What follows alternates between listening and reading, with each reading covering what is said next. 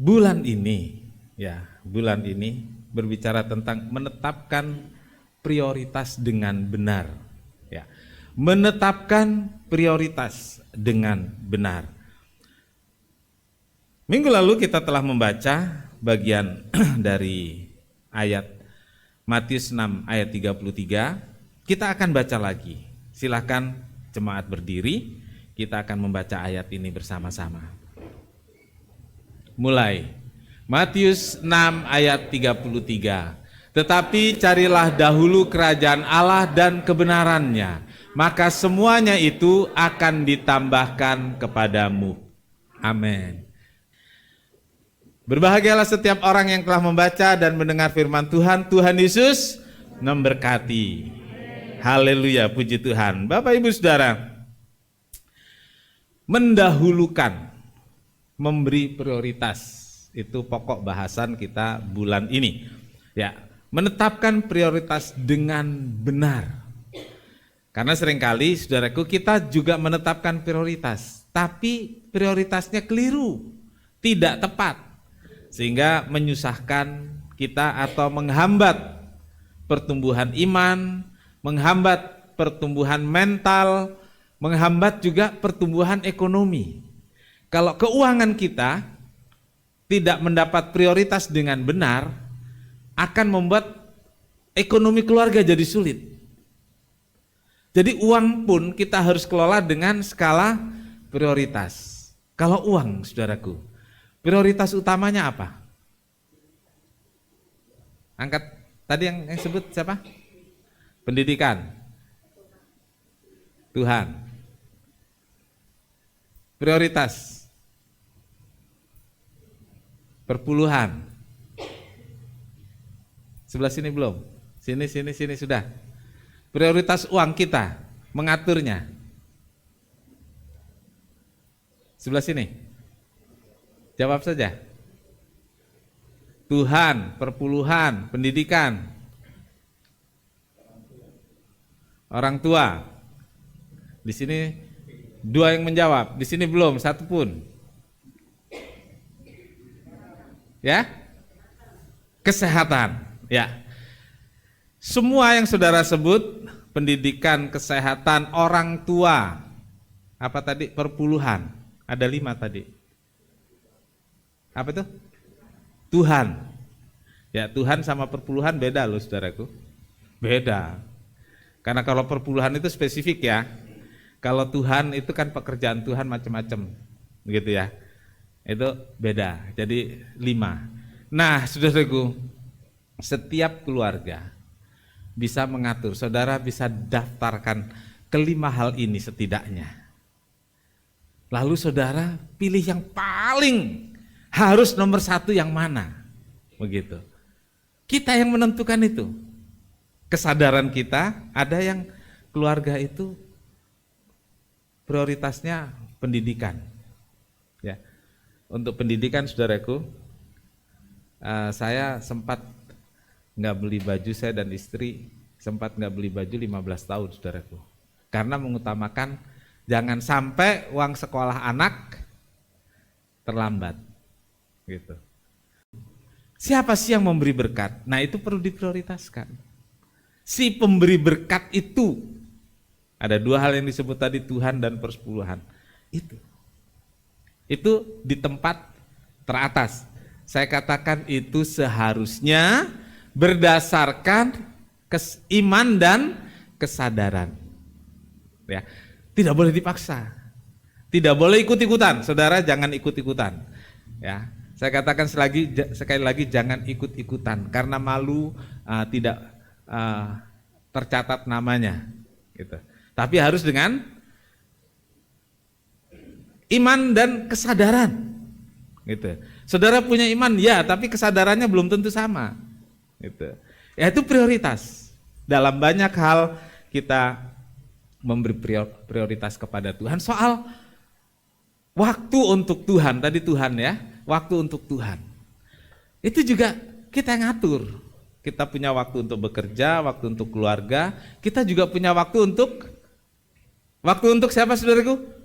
Waktu untuk untuk Tuhan. Kita katakan sama-sama. 2, 3. Waktu untuk Tuhan. Sekali lagi. 2, 3. Waktu untuk Tuhan.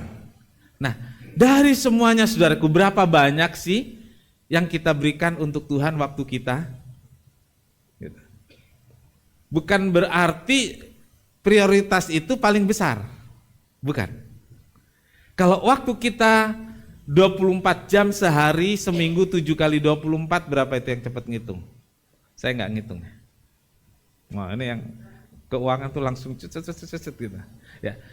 Lalu berapa jam yang kita berikan untuk Tuhan? Saya katakan, baik uang, baik waktu, tidak harus yang paling besar itu yang diprioritaskan.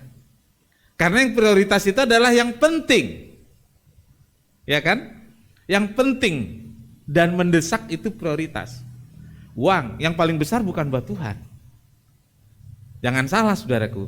Uang yang paling besar buat saudara sendiri. Gitu. Walaupun Tuhan dapat prioritas, Tuhan nggak yang paling besar. Waktu juga begitu. Waktu kita banyak. Kita bisa buat apa saja. Lalu kita prioritaskan Tuhan. Apakah itu yang paling banyak? Tidak, saudaraku. Seminggu berapa jam? 168 jam. Berapa jam kita berikan untuk Tuhan? Kalau saudara bangun tidur, berdoa, termasuk waktu untuk Tuhan? Oke. Saudara makan, berdoa waktu untuk Tuhan? Ya enggak lah, jangan dihitung itu waktu untuk Tuhan. Ke gereja itu waktu untuk Tuhan? Berdoa di tempat ibadah waktu untuk Tuhan? Betul? Prioritaskan itu. Ya. Prioritaskan itu. Karena waktu untuk Tuhan. Mana banyak dengan waktu yang kita ambil? Banyak yang kita pakai. Tapi menyedihkannya adalah waktu yang untuk Tuhan pun kita masih diskon. Sebulan berapa kali datang? Diskonnya sekali dah, seminggu diskon. Waktu 2 jam katakanlah di ibadah, saudara diskon enggak? Diskon dengan datang telat, datang terlambat, diskon. Saya sempat heran saudaraku, ke tempat pesta bisa datang setengah jam sebelumnya. Serius loh, saya kaget. Ke tempat pesta, kalau Pak Pendeta iyalah, karena Pak Pendeta akan berdoa. Tapi kan sama saudaraku. Tapi ada yang menyenangkan buat saya saudaraku. Orang ke gereja kita pakai bajunya nggak kalah dengan ke tempat pesta. Amin. Kasih tepuk dulu dong. Nah saudaraku, carilah dahulu kerajaan Allah. Prioritaskan kerajaan Allah dan kebenaran. Maka yang lain akan ditambahkan. Ya, oke. Saudaraku, pagi ini saya ajak saudara melihat satu contoh dari seorang raja bernama Uzia. Mencari Tuhan dan kesuksesan. Ya, memprioritaskan Tuhan dan kesuksesan. 1 Tawari 26 ayat 5. Saya akan bacakan demikian. Ia mencari Allah selama hidup Zakaria, yang mengajarnya supaya takut akan Allah. Dan selama ia mencari Allah, dan selama ia mencari Tuhan, Allah membuat segala usahanya berhasil. Dan selama ia mencari Tuhan, lalu apa saudaraku? Allah membuat segala usahanya berhasil. Kita ucapkan dan selama, kita baca sama-sama sampai selesai. Dan selama ia mencari Tuhan. 2, 3. Dan selama ia mencari Tuhan, Allah membuat segala usahanya berhasil. Amin. Ya. Dan selama ia mencari Tuhan, Allah membuat segala usahanya berhasil. Saudara-saudaraku, mencari Tuhan dan kebenarannya berarti menjadikan Yesus sebagai Tuhan dalam segenap aspek kehidupan. Menjadikan Yesus yang pertama dan utama dari semuanya. Saudaraku, ternyata banyak orang salah dalam memahami ayat ini dengan berpikir bahwa dengan mencari Allah dan kebenarannya, ia akan menjadi kaya. Dengan mencari Tuhan, dengan memprioritaskan Tuhan, banyak orang berpikir kemudian ia akan menjadi kaya. Halo, menjadi kaya itu hanya soal tambahan. Apa saudaraku? Dan semuanya itu akan ditambahkan. Jadi bukan tujuan. Bukan tujuan. Itu tambahan. Saudara-saudaraku, ada orang berpikir kalau mendahulukan Tuhan, memberi pada Tuhan dan pekerjaannya, memberi kepada pendeta karena pendeta adalah hamba Tuhan, lalu nanti Tuhan balas berlipat kali ganda. Jadi ketika mereka memberi dengan maksud apa saudaraku? Mendapat balasan. Dengan mengembalikan persepuluhan bermaksud mendapat balasan. Saya katakan pada saudaraku, di gereja ini, karena banyak saudara yang ke gereja sini dari kuli, jangan tersinggung saudaraku ya, dari kerja lapangan benar-benar dari bawah, dan sekarang beberapa saudara ada di satu tingkat yang cukup mapan, settle, dan mereka itu adalah orang-orang yang setia mendahulukan Tuhan dalam hal keuangan. Jadi kalau yang muda-muda mau sukses, dahulukan Tuhan dalam hal keuangan, itu bukti kejujuran. Dan ternyata saudaraku, diberkati, dipelihara Tuhan. Tapi kan, tanyakan pada mereka, apakah itu tujuan? Bukan. Karena itu bagian dari ketaatan. Bagian dari mematuhi perintah. Lalu Tuhan pelihara. Enggak menjadi ekor, tapi jadi apa saudaraku? Seringkali dipotong di sini. Anak Tuhan enggak jadi ekor, tapi jadi kepala. Titik, ulangan sekian, ayat sekian. Saudara baca ayat atasnya. Jika engkau menuruti perintahku. Itu ayat sebelumnya. Ayat berikutnya, maka engkau tidak akan menjadi ekor tetapi menjadi kepala. Yang diklaim yang mana saudaraku? Tidak jadi ekor tapi jadi kepala. Padahal yang atasnya syarat dan ketentuan berlaku. Saudaraku, saudara lihat tokoh-tokoh di gereja ini kalau mau belajar sama mereka, apa kunci keberhasilannya? Ya, Tuhan berkati, bukan sebagai yang dicari dan tujuan. Karena itu semua hanya tambahan. Saudara ke rumah makan Padang, saudara mau nasi tambahnya doang, dapat nggak? Membayar? Dapat, tapi ada lauknya, ada ikannya, ada ayamnya, nggak ada. Nasi tambahan paling kita bilang apa? Kasih kuahnya bang. Namanya orang Kristen seneng nasi tambah sama kuahnya doang. Dia nggak mau ambil itu yang ada ayamnya. Ada apa lagi? Bikin lapar. Nah, Bapak Ibu Saudara, menjadi kaya itu bukan tujuan. Ya. Memang benar bahwa mencari kerajaan Allah bukan hanya perkara yang kekal saja. Ya. Mencari kerajaan Allah dan kebenarannya itu bukan soal nanti di sorga saja. Itu sebabnya saudara-saudara, dalam khotbah di bukit, Yesus menghubungkan realita yang dihadapi para pendengar. Minggu lalu saya katakan realitanya adalah pengikut-pengikut Tuhan waktu itu dalam level ekonomi kelas bawah. Ya, Yesus baru mulai.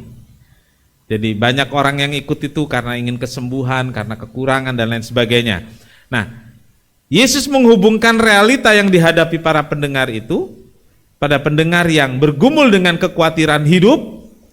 Lalu Yesus mengcounter realita itu dengan berkata, jangan kamu khawatir. Jadi Tuhan Yesus counter.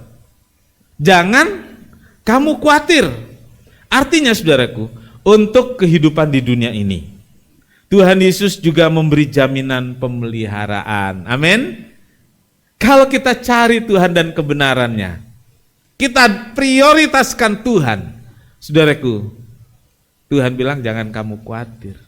Tuhan pelihara, Tuhan kasih jaminan untuk hidup di dunia ini. Kebutuhan dasar hidup umatnya yang mau mencari kerajaan Allah dan kebenarannya dipenuhi, dicukupkan. Karena itu bagian dari apa saudaraku? Tambahan.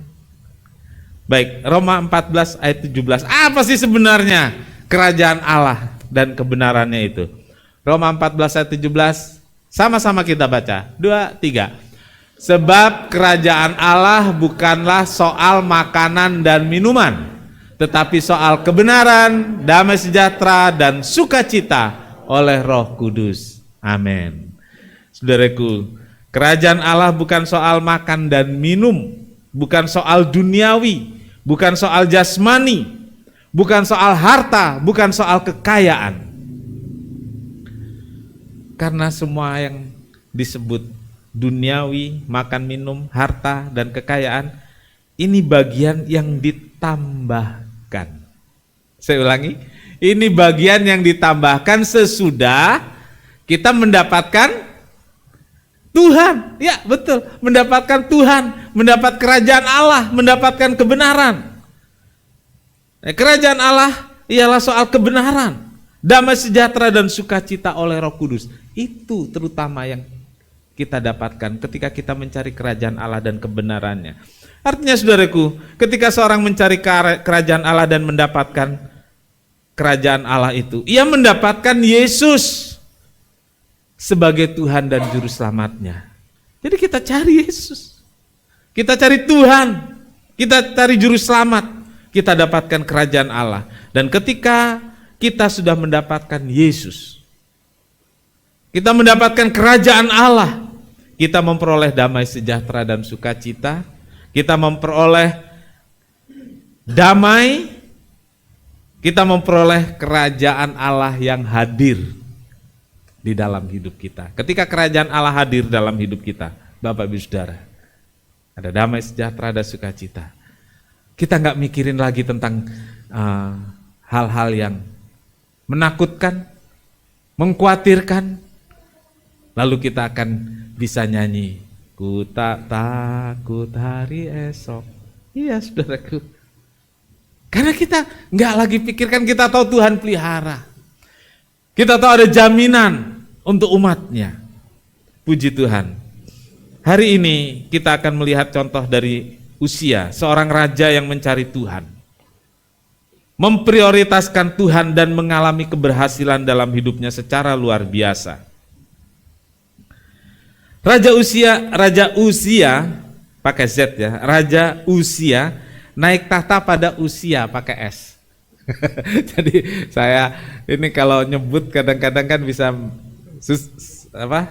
didengarnya kurang pas ya. Jadi Raja Uzia pakai Z.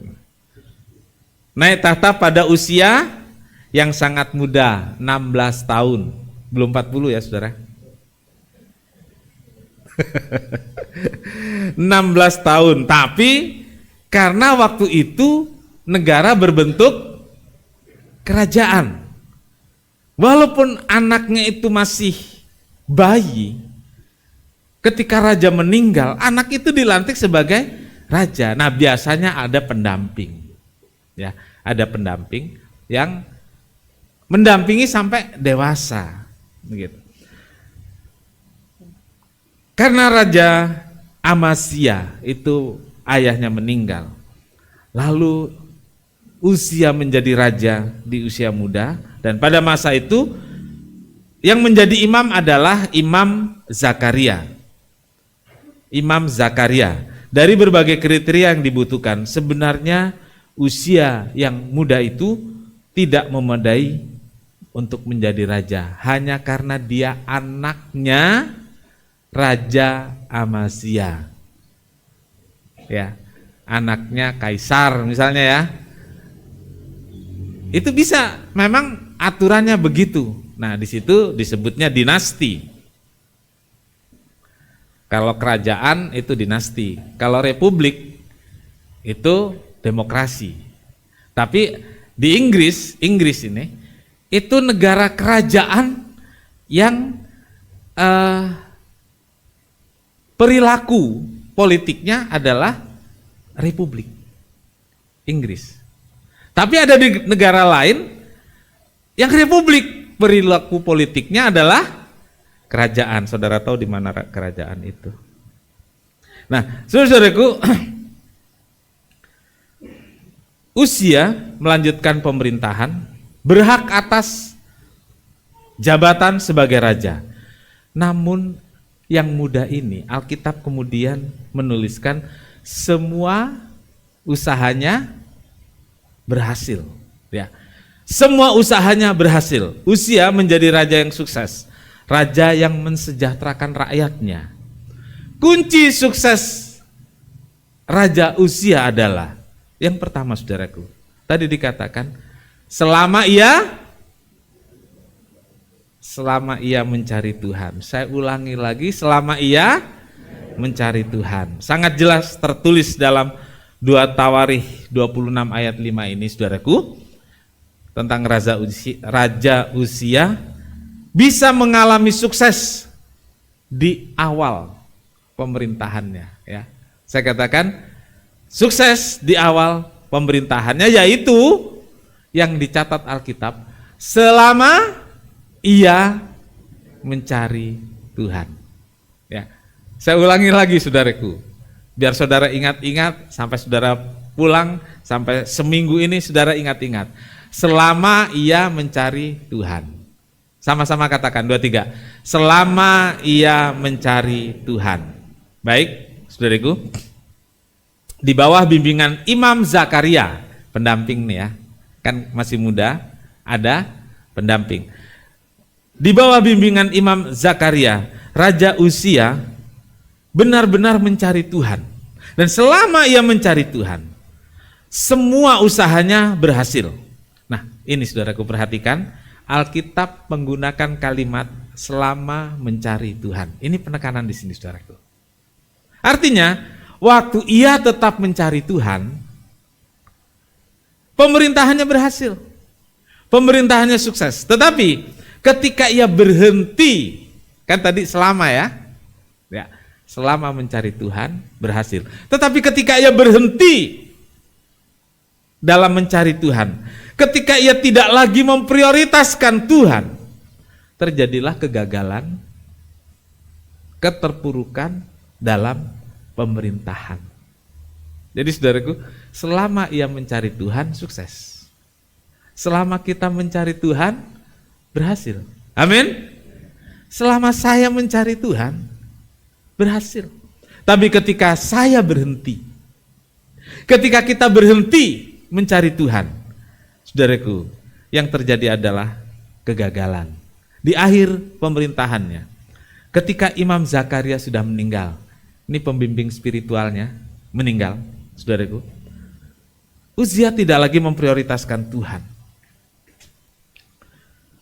Ia mabuk kekuasaan dan melakukan hal-hal yang bukan kewenangannya. Karena mabuk kekuasaan, hal-hal yang bukan kewenangannya dilakukan. Apa yang bukan kewenangannya tapi dilakukan? Sederhana sekali, saudaraku. Ada pekerjaan imam yang harus mengerjakan siapa, saudaraku? Imam. Apa itu? Membakar ukupan di rumah Tuhan. Kesalahan kecil aja kok ya, kan bisa. Tapi itu bukan kewenangannya, bukan tugasnya. Tugas dia adalah menjalankan pemerintahan, bukan urusan agama, gitu loh. Bukan urusan yang lain-lain. Karena merasa saya ini dekat dengan Imam Zakaria, waktu Imam Zakaria meninggal, imam yang lain menggantikannya, dia kayaknya nggak srek dengan imam yang lain, mungkin ya. Saya juga bisa kok, saya akan lihat Imam Zakaria melakukannya. Dia lakukan itu, saudaraku. Dan fatal, saudaraku. dia kemudian kena kusta. Di perjanjian lama langsung saudaraku kena kusta. Jadi setelah sekian lama Imam Zakaria meninggal, dia merasa saya kok kan bisa. Saya punya kuasa, saya punya kewenangan.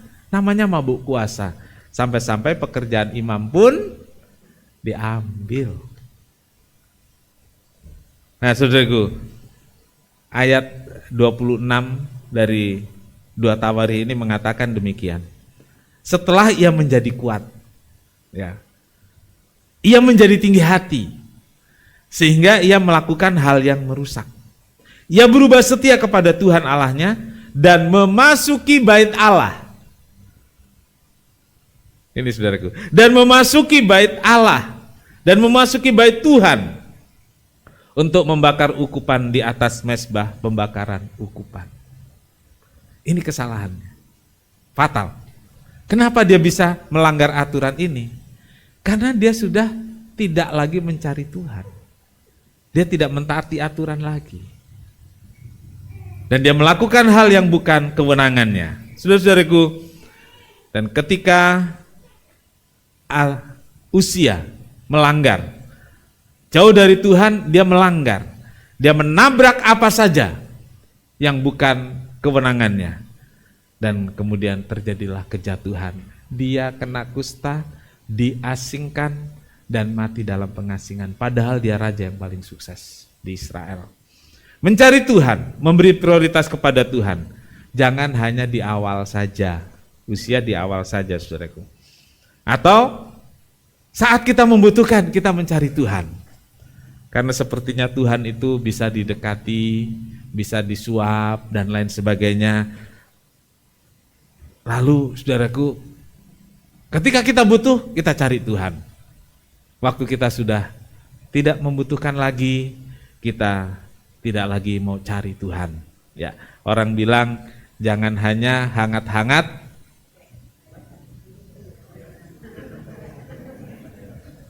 hot chicken hot chicken thai, bahasa apa itu ya? Terus ada lagi kalau orang Indonesia, jangan seperti kerupuk kena angin, gampang masuk angin. Dia kerupuk di dalam kaleng itu renyah ya, crispy. Tapi begitu di luar nggak usah lama kena angin, nggak kelihatan anginnya. Kita gigit kok jadi alot. Ya, jangan saudaraku, kita harus renyah terus. Ya, artinya kita harus hangat terus dengan mencari Tuhan. Ya, Amos 5 ayat 4. Sebab beginilah firman Tuhan kepada kaum Israel, carilah aku, maka kamu akan hidup. Carilah aku. Berhenti mencari, mati saudaraku. Selama kita mencari Tuhan, kita akan hidup. Ketika kita berhenti mencari Tuhan, ketika kita berada di luar kerajaan Allah, tidak ada lagi pemeliharaan Tuhan, tidak ada lagi penjagaan Tuhan, nggak ada lagi bimbingan Tuhan buat kita. Yang kedua yang dilakukan Uzia selama ia mencari Tuhan itu adalah melakukan yang benar, melakukan yang benar. Sebagai penguasa muda, Raja Uzia memiliki kekuasaan dan kewenangan yang besar juga. Dan juga mempunyai banyak kesempatan untuk mencari keuntungan. Namanya penguasa. Dia bisa bisikin seseorang, sedua orang, setiga orang untuk bikin usaha ini, usaha itu, dipermudah izinnya, tinggal ambil keuntungan sekian persen. Itu yang terjadi sekarang ini saudaraku di satu negara, di negara lain juga. Tetapi saudaraku, raja yang memiliki banyak kesempatan itu telah memilih untuk melakukan yang terbaik bagi kerajaan dan rakyatnya. Ia melakukan apa yang benar, walaupun ada kesempatan untuk melakukan yang tidak benar. Pilihan saudaraku, kita juga punya pilihan. Pemimpin-pemimpin punya pilihan melakukan yang benar atau yang tidak benar. Tetapi selama ia mencari Tuhan, ternyata pilihannya selalu pilihan yang benar, yaitu melakukan apa yang benar. Saudaraku, pilihannya melakukan yang benar, yaitu dengan takut akan Tuhan. Ya, takut akan Tuhan. Dalam bimbingan Imam Zakaria, Raja Uzia menjadi orang yang takut akan Tuhan, menaruh hormat kepada Tuhan, dan mematuhi aturan-aturan perintah Tuhan. Jadi takut akan Tuhan itu bukan takut kalau kita takut gelap, lalu ketakutan, bukan, itu namanya ketakutan. Tapi takut akan Tuhan itu menaruh hormat pada Tuhan. Takut akan Tuhan itu mematuhi aturan-aturan perintah Tuhan. Hati Raja Uzia takut kepada Tuhan, dan itulah yang menjadi pagar bagi Raja Uzia, sehingga ia tidak menyimpang dari kebenaran. Saudara-saudaraku, kalau kita takut akan Tuhan, itu jadi pagar. Kita tidak menyimpang ke kiri dan ke kanan. Kita berada di satu lorong pagar yang terus mengarah, menuju, berjalan dalam kebenaran.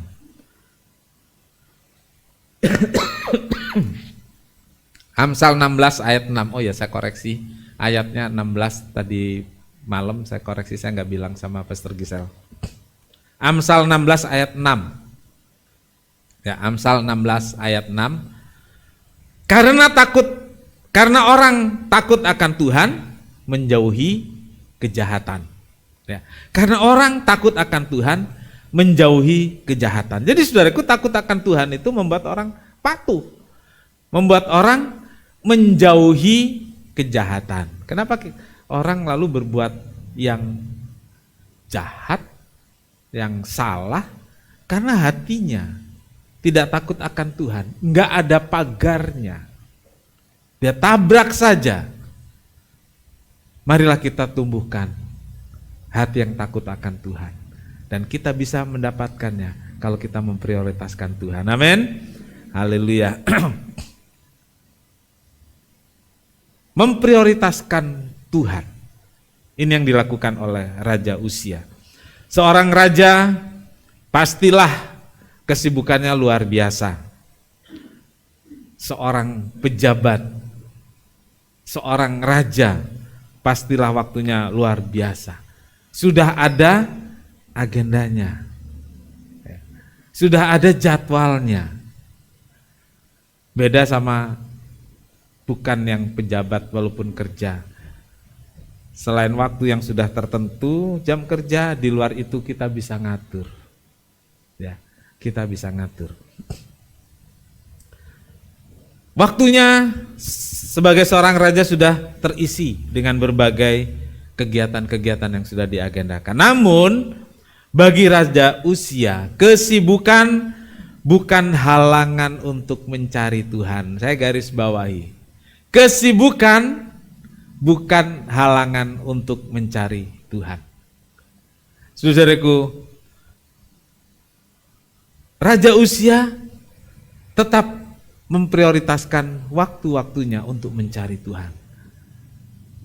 Terutama dalam bimbingan Imam Zakaria. Dia cari Tuhan, dia prioritaskan Tuhan. Dan Raja Uzia sangat bergantung kepada Tuhan karena menyadari bahwa dirinya nggak mampu, usianya masih muda, dia membutuhkan Tuhan. Bapak Ibu Saudara, betapa sering gereja, betapa sering pendeta mendengar jemaatnya tidak bisa mengikuti kegiatan-kegiatan ibadah dengan alasan apa, saudaraku? Dengan alasan apa? Nggak ada yang berani ngomong. Dengan alasan sibuk. Ya, sibuk. Sibuk. Saudaraku, mana lebih sibuk orang kerja kantoran sama orang kerja di rumah, misalnya ibu rumah tangga, mana lebih sibuk? Ya? Biar berantem nih bapak sama ibu nih. Mana lebih sibuk? Ayo coba, mana lebih sibuk? Orang kerja. Orang ini nggak mau kalah nih. Mana lebih sibuk? Yang ibu-ibu nggak kerja bilang ibu rumah tangga lebih sibuk. Yang bapak-bapak kerja bilang orang kerja lebih sibuk. Berarti saudara orang sibuk. Itu sebabnya kalau hari Minggu memang hari libur ya. Jadi saudara nggak sibuk makanya ke gereja. Kalau hari Rabu semua sibuk. Saudaraku, prioritaskanlah Tuhan. Ya. Prioritaskanlah Tuhan. Selain sibuk, capek. Saudaraku, dua hal ini ada dalam diri saya dan diri saudara, betul? Ya. Ibu-ibu bilang, kerjaan di rumah nggak pernah habis. Bapak-bapak bilang, pekerjaan di kantor nggak selesai-selesai. Jangan jadi berhala pekerjaanmu. Masak kalau jadi berhala, jaga anak kalau jadi berhala. Masak ada selesainya, jaga anak tuh nggak ada selesainya, saudaraku. Ya. Dan itu bisa jadi berhala. Iya, itu bisa jadi berhala. Jangan pernah jadi alasan sibuk jaga anak. Nanti kalau anaknya diambil Tuhan, kan gak sibuk, saudara. Iya, hati-hati. Jadi jangan sampai kesibukan itu menjadi alasan. Ya. Jangan sampai kesibukan jadi alasan untuk tidak mencari Tuhan. Jadi saudaraku, Raja Uzia berhasil, sukses. Sebab ia memprioritaskan Tuhan. Dan ini menjadi teladan dan saya harap ini menginspirasi kita semua untuk memprioritaskan Tuhan. Di tengah kesibukan kita masa kini. Iya, saya sebut kesibukan kita masa kini. Kenapa saudaraku? Karena kesibukan itu bisa ada atau kesibukan itu bisa dibikin. Asik, ada dari jemaat yang menambahkan. Kesibukan itu memang ada. Siapa bilang tidak ada? Salah kalau kita bilang nggak ada. Tapi kesibukan itu juga bisa dibikin. Dan itu menjadi alasan yang dapat dibenarkan oleh saya, oleh diri sendiri. Hari ini senang saudara bisa merespon. Bisa merespon. Jadi saudaraku, marilah kita prioritaskan Tuhan. Karena begitu banyak tawaran menarik yang bisa menggeser usaha kita mencari Tuhan. Bukan semua hal-hal duniawi ini salah, tidak saudaraku. Ada orang mencari uang siang dan malam. Lalu orang yang sangat rohani bilang begini, dia sebagai orang Kristen hanya mencari dunia.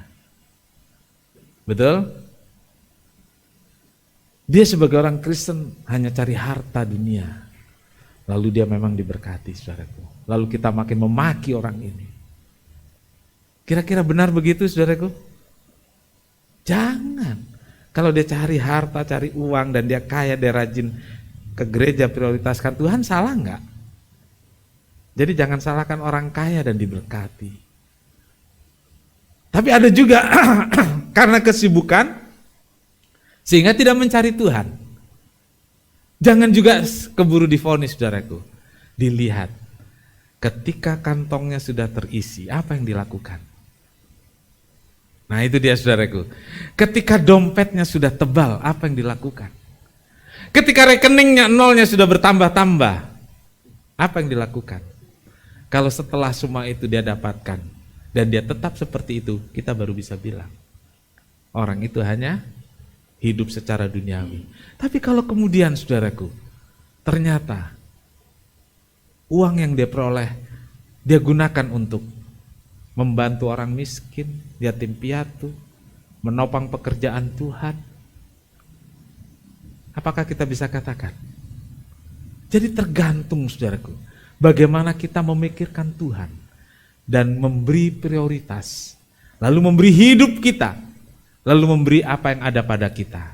Bukan soal jumlah dan besarnya, tapi soal menomorsatukan Tuhan. Raja Uzia telah melakukan itu. Selama ia mencari Tuhan, semua yang dikerjakan berhasil, rakyatnya makmur. Tetapi ketika ia tidak lagi mencari Tuhan, saudaraku, gagal, hancur hidupnya. Pelajaran yang baik pagi ini. Dan saya ingin katakan pada saudara, berilah waktu, berilah prioritas kepada Tuhan lebih dari semua. Ayat terakhir Kolose 3 ayat 1 sampai 2. Karena itu, kalau kamu dibangkitkan bersama dengan Kristus, carilah perkara yang di atas, di mana Kristus ada, duduk di sebelah kanan Allah. Pikirkanlah perkara yang di atas, bukan yang di bumi. Pikirkan yang di atas, bukan yang di bumi. Di bumi ini, saudaraku, ngengat dan karat akan merusak dan pencuri bisa mengambilnya. Artinya semua yang ada di bumi ini termasuk hidupku dan hidupmu satu kali akan lewat. Lambat dimakan ngengat, dimakan karat, habis juga. Cepat diambil pencuri, habis juga. Jadi prioritaskanlah Tuhan. Pikirkan yang di atas. Tabunglah perkara-perkara di sorga, dan kita akan nikmati satu hari nanti. Amin. Tuhan Yesus memberkati. Yes. Bawa dirimu kepada Tuhan. Ambillah komitmen pada pagi hari ini untuk mencari Tuhan selamanya. Kau kebenaran yang menyelamatkanku, Kau memberikanku hidup dan pengharapan.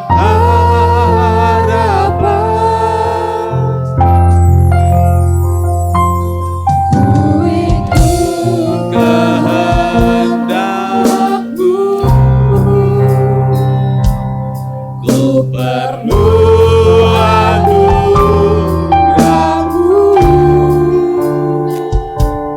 ku nyatakan janjimu kepadaku. Kalau ku hidup,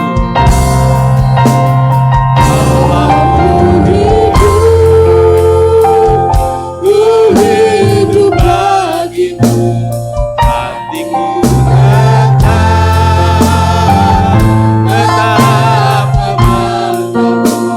Dunia tak bisa menjauhkanku dari kasih-Mu. Oh, aku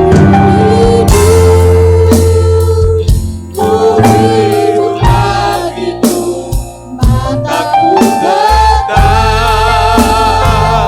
memandangmu. Dunia tak bisa menjauhkanku dari kasih-Mu. Kalau ku hidup, kalau ku hidup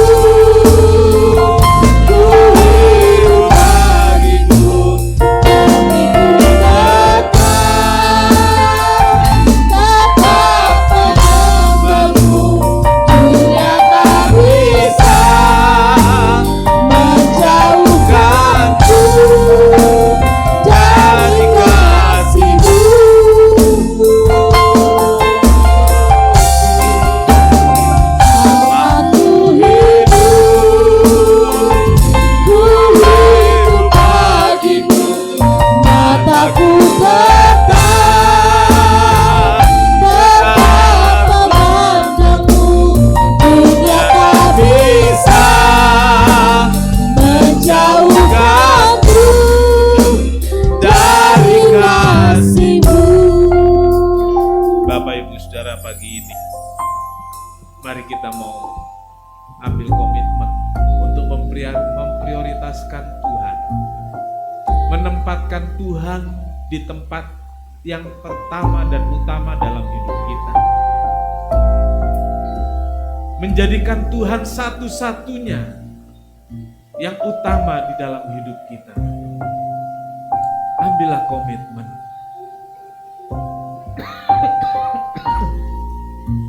Jangan kita lebih tertarik pada hal-hal dunia ini, lebih tertarik pada hal-hal yang kita anggap nikmat dan menyenangkan. Taruhlah Tuhan di tempat nomor 1. Sembah Dia dalam hidupmu. Beri waktumu, beri hidupmu, beri apa yang kau punya, dan prioritaskanlah Tuhan di atas segalanya. Kalau ku hidup bagimu, hataku tetap menyembahmu. Dunia tak bisa menjauhkanku dari kasih-Mu. Kita angkat tangan kita. Selama ku hidup, selama ku hidup, yes, ku hidup bagimu. Mataku tetap memandangmu. Dunia tak bisa menjauhkanku dari kasih. Katakan lagi, selama ku hidup, selama ku hidup, yes, ku hidup bagimu. Mataku tetap memandangmu. Dunia tak bisa menjauhkanku dari kasih-Mu.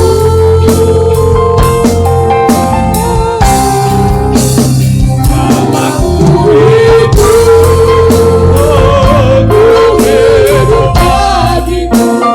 Mataku tetap memandangmu.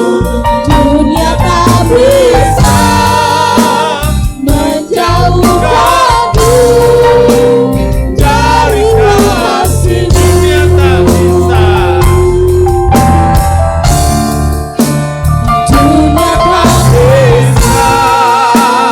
menjauhkanku dari kasih-Mu. Haleluya.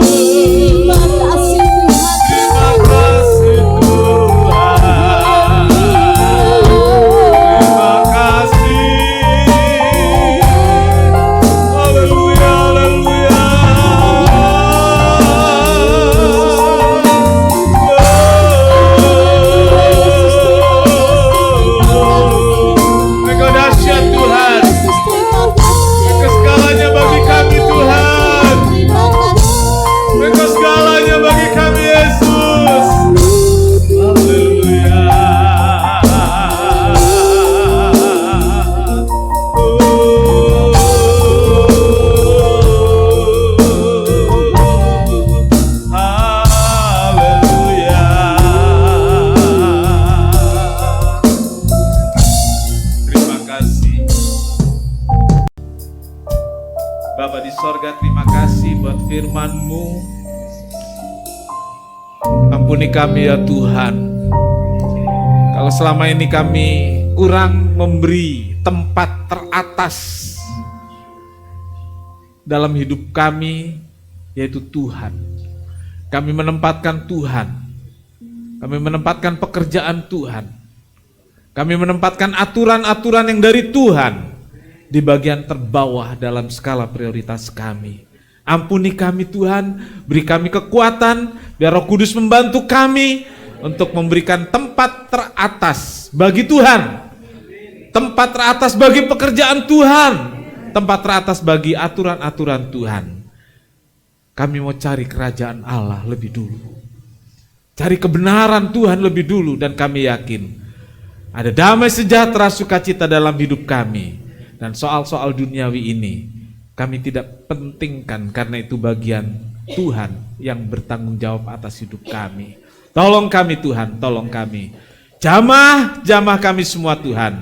Sehingga setelah kami dengar firman Tuhan ini, kami diubahkan, mindset kami diperbaharui, tindakan-tindakan kami diperbaiki, sehingga hidup kami benar-benar memprioritaskan Tuhan di atas segalanya. Terima kasih, berkati seluruh jemaat, nyatakan penyertaan-Mu, dan biarlah firman ini tumbuh terus di hati kami semua.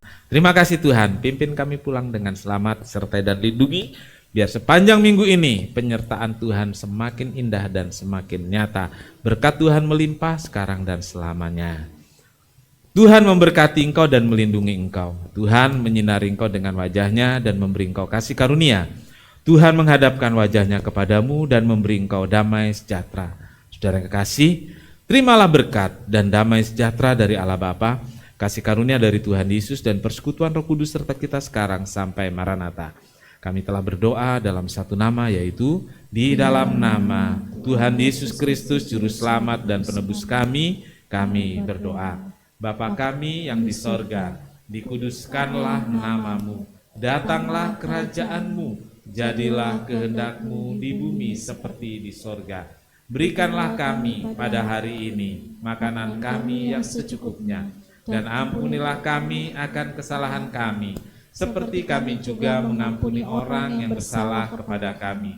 Dan janganlah membawa kami ke dalam pencobaan, tetapi lepaskanlah kami daripada yang jahat, karena Engkaulah yang punya kerajaan dan kuasa dan kemuliaan sampai selama-lamanya. Amin.